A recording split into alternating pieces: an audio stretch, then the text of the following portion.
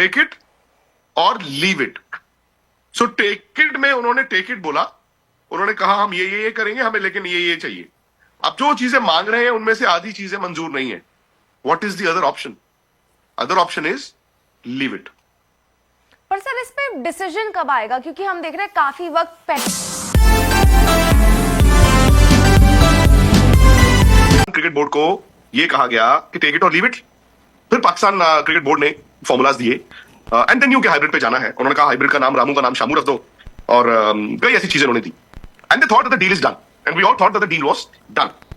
अब वो उन्होंने अपनी तरफ से कोई गलत नहीं किया। I think Pakistan cricket board hybrid उनको गेट मनी जो इंडिया पाकिस्तान गेम की होगी इन दुबई, वो भी उनको मिलनी चाहिए थी, वो भी उनको मिली।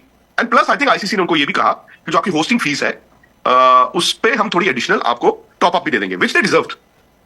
बट उसके बाद क्योंकि देखिए उन्होंने ये बोला ना कि इंडिया हम जाते हैं, इंडिया आता नहीं, तो उन्होंने अपने अपने इंटरेस्ट को सेफगार्ड करने के लिए और अगेन अपने घर पे लेकर जाने के लिए ये कहा कि हमें एक रिटन डॉक्यूमेंट चाहिए जिसका नाम उन्होंने रखा फ्यूजन पार्टनरशिप, वही रामू का नाम शामू, कि जी 3 साल तक ऐसे ही चलेगा। हमने कल भी इस पे चर्चा की थी।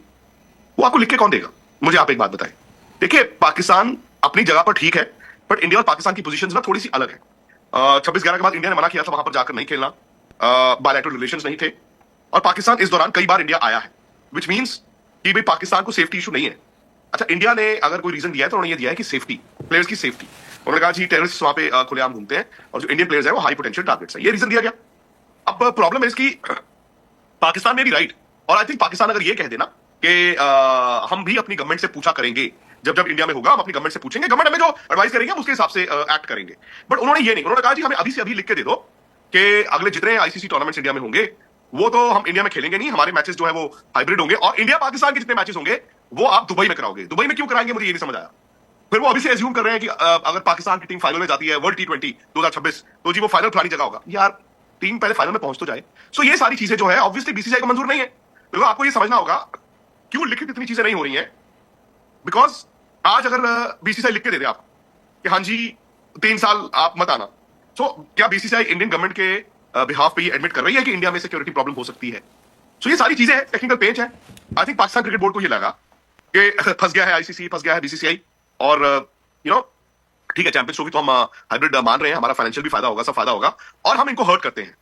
अब मैंने कल भी बात की थी, अगर राहुल को याद होगा, जो वहां पर सोशल मीडिया पे लोग जिस तरह गिरे तो भी टांग ऊपर वाली बात कर रहे हैं, I don't think that is helping the cause.